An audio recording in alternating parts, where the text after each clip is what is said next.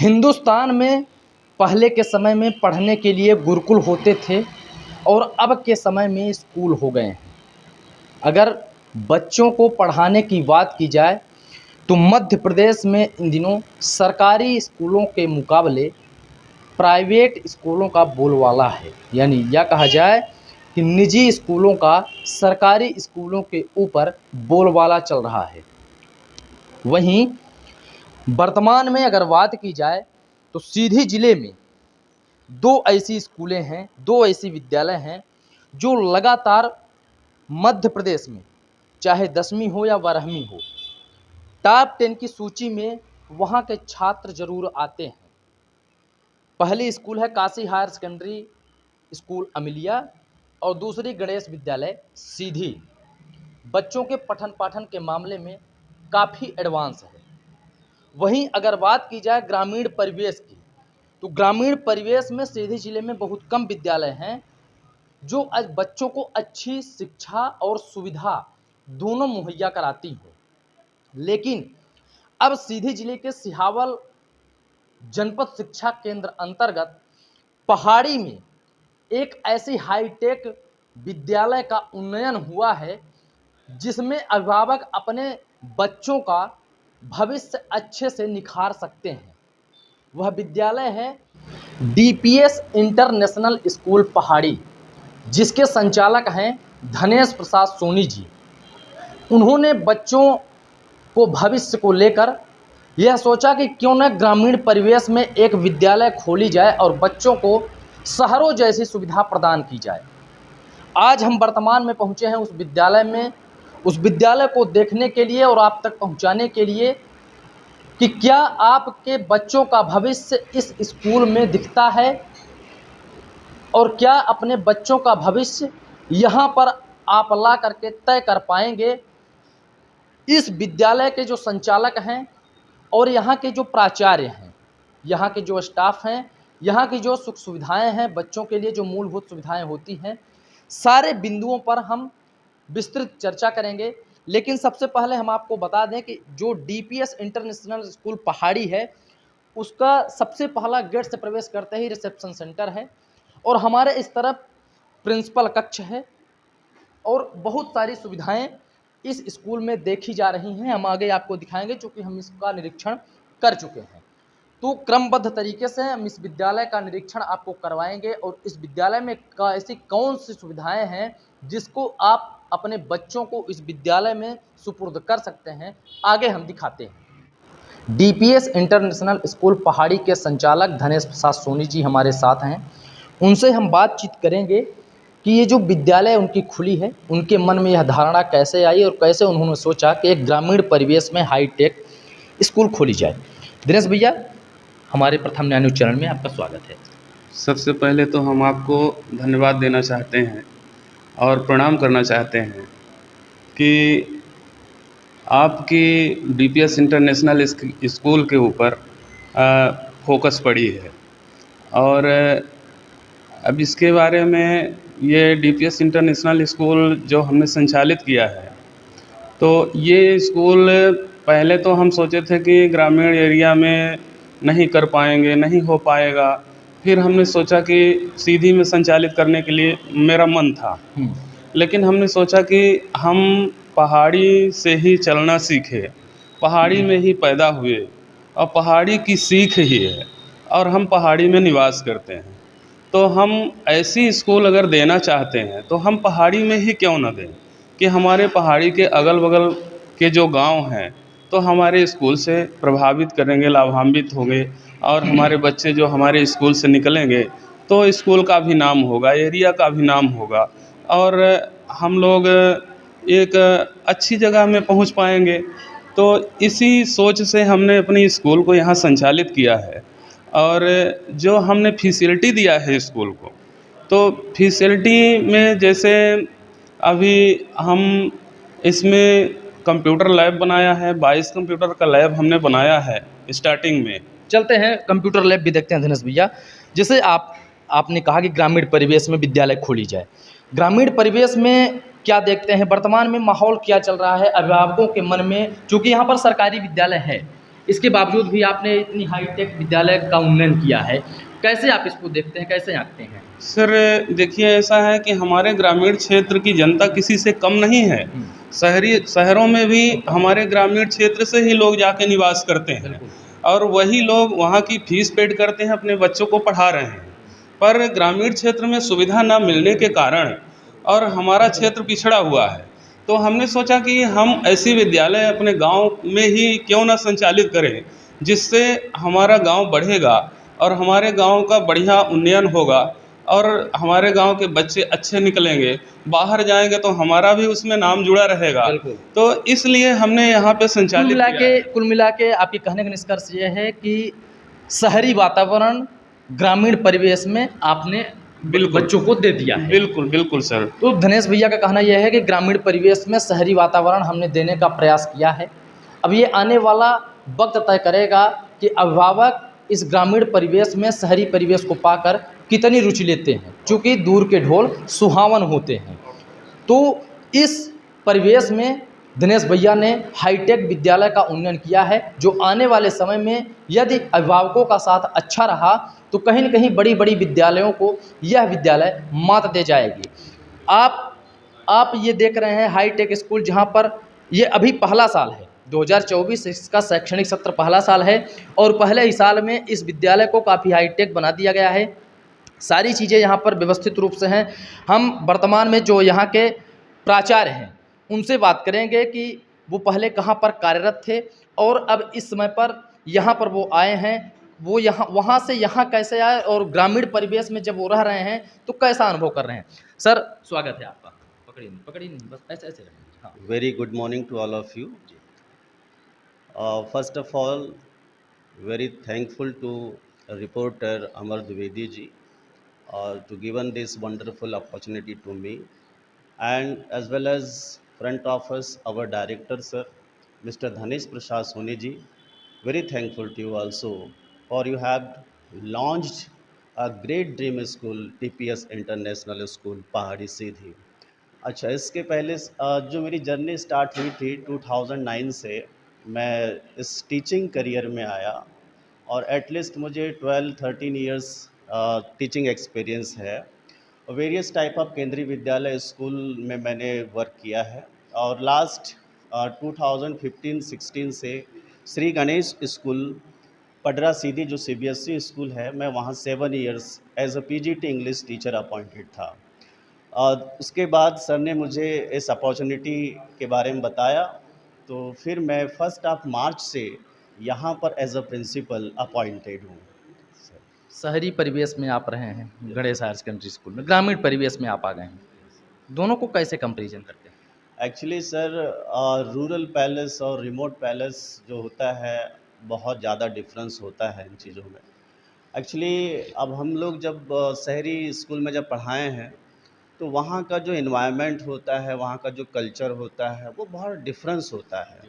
जब हम सीधी में आए, जब हमने अपना जिस स्कूल को ओपनिंग किया, जब हमने 1 अप्रैल से हम इस सेशन का आगाज़ किया, तो जब बच्चे हमारे पास स्कूल में आए, तो स्कूल में आने से कई सारे बच्चे सिर्फ कंप्यूटर पढ़ा था बुक में, उन्होंने देखा नहीं था, उन्होंने कभी टच नहीं किया था माउस को, कंप्यूटर की स्क्रीन को टच नहीं किया था।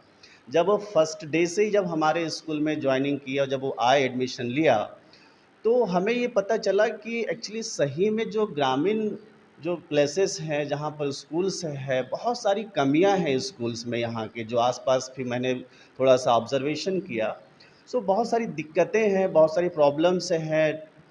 मैं किसी स्कूल्स के ऊपर ब्लेम नहीं करता हूँ, लेकिन आज की इस सिनारियो में, इस मॉडर्न एरा में, यदि हम बच्चों को कंप्यूटर लैब से अलग रखते हैं, म्यूज़िकल इंस्ट्रूमेंट से अलग रखते हैं, उनको हम ग्राउंड से अलग रखते हैं, तो ओवरऑल डेवलपमेंट जो होता है स्टूडेंट्स का, वो कहीं ना कहीं प्रभावित होता है। तो हमने फर्स्ट ऑफ डे से ही हमने इस चीज़ को ऑब्ज़र्व किया, तो बच्चे बड़े उत्साहित थे, बड़े एक्साइटमेंट थे कि सर आज हमें लैब क्लास मिली, आज हमने कंप्यूटर चलाया, आज हमने माउस देखा कि एक्चुअली माउस कैसा होता है, कीबोर्ड कैसा होता है, मॉनिटर कैसा होता है। तो बहुत सारी चीज़ें हमको नहीं लगी। और बहुत सारे स्कूल्स हैं जिसमें म्यूज़िकल इंस्ट्रूमेंट नहीं है। आज हमारे पास आर्गन है, तबला है, ढोलक है, बेंजो है, पियानो है, ऑल म्यूज़िकल इंस्ट्रूमेंट जो नीडफुल है, जो बेसिक रिक्वायर्ड होती है स्टूडेंट्स की, वो आज हमारे पास है। और हमारे बच्चे आर्गन, हारमोनियम और तबला बहुत फ्रैंकली बजाते हैं।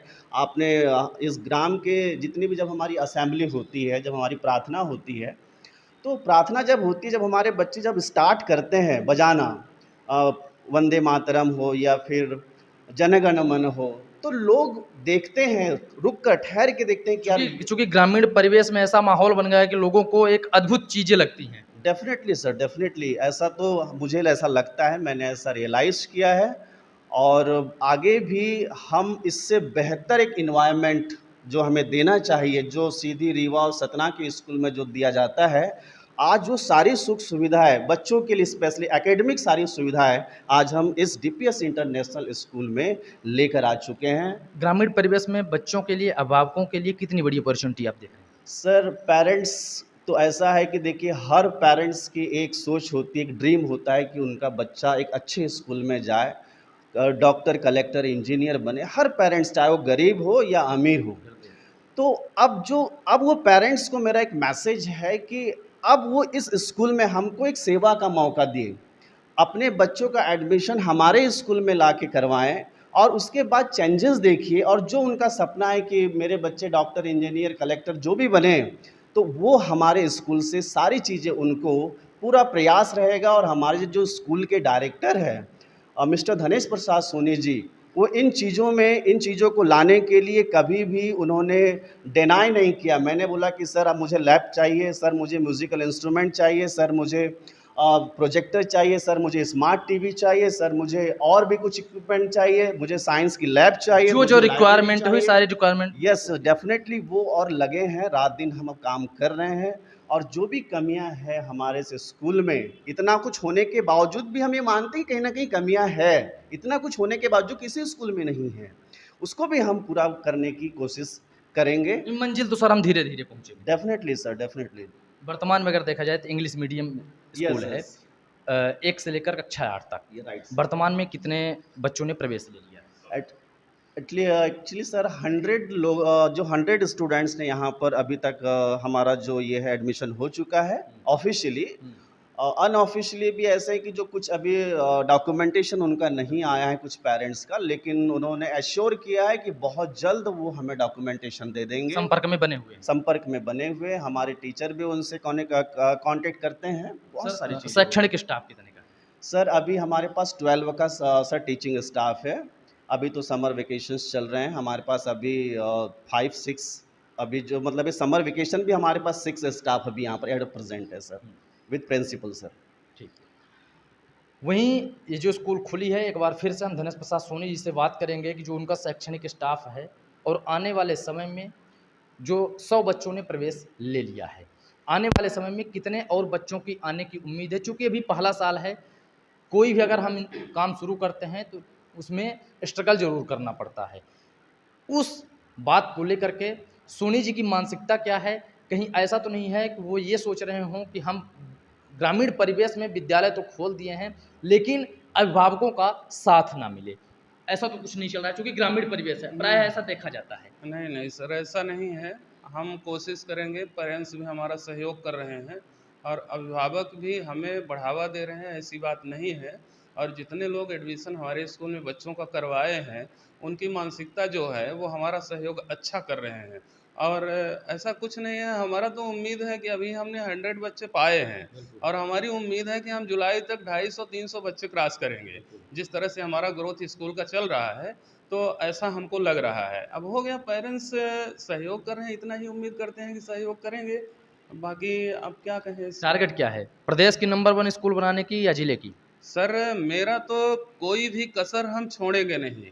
जो भी अपने मन में उम्मीदें हैं, जो हमारा स्टाफ, जिस तरह से स्टाफ हमारा सहयोग कर रहा है, जैसे कि प्रिंसिपल सर की को हम बधाई देना चाहते हैं कि उनकी डिग्री भी अच्छी है, नॉलेज भी अच्छा है, एक्सपीरियंस भी अच्छा है और अच्छी स्कूलों में उन्होंने रहकर और अध्यापन कर चुका है।